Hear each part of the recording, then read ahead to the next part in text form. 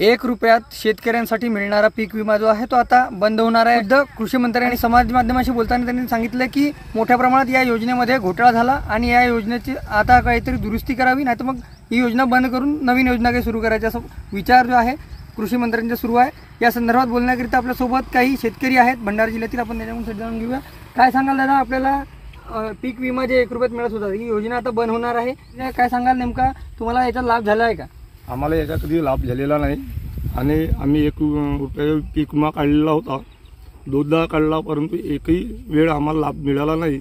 या विम्यावर, या योजनेवर सरकारचे लक्ष नसून कधी या सरकारनं लक्ष ठेवलेलं नाही आणि या सरकारचे वचप नसत नाही या पीक विम्यावर आणि प्रशासनाचंही वचप नसे, म्हणून आमच्या या कास्तकाराला कधी फायदा झालेला नाही। नक्कीच शेतकऱ्यांना जे आहे या पीक विम्याचा फायदा झाला नाही, कारण की प्रशासनाचे कुठेतरी दुर्लक्ष होत आहे असं सांगतात। आपल्यासोबत पुन्हा काही शेतकरी आहेत, दादा काय सांगाल, 1 रुपयाचा पीक विमा आपण काढला होता का आणि आपल्याला त्याचा लाभ मिळाला का? हो, 1 रुपयाचा पीक विमा आम्ही काढला होता, पण त्याचा लाभ आम्हाला अजून मिळाला नाही।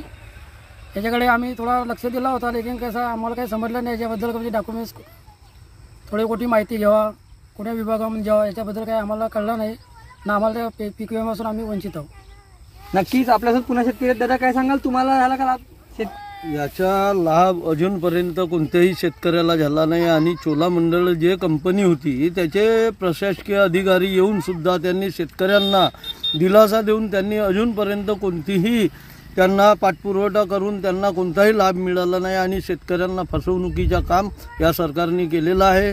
आणि या योजनेला एक प्रोत्साहन देऊन मंत्र्यांपासून कृषी मंत्री साहेबांनी सुद्धा याच्याकडे दुर्लक्ष केलेलं आहे। याचा कोणताही फायदा न शेतकऱ्याला होता।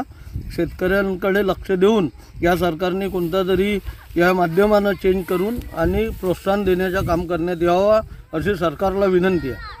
नक्कीच ही योजना जी आहे या योजनेमध्ये मोठ्या प्रमाणात भ्रष्टाचार झाला आणि त्यामुळे म्हणून या योजनेचा फायदा जो आहे गोरगरीब शेतकऱ्यांपर्यंत मिळालेला नाही आहे आणि त्यामुळे म्हणून ही योजना आता बंद न करता यामध्ये चांगल्या दुरुस्त्या करावा व ही योजना पूर्ववत सुरू ठेवावी अशी मागणी येथील शेतकरी करताना दिसून येत आहेत। रुपेश सपाटे, TV9 मराठी, भंडारा।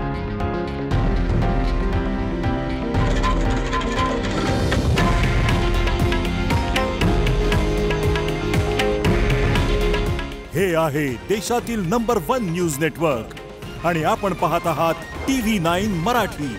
काळजी तुमची, हित महाराष्ट्राचं।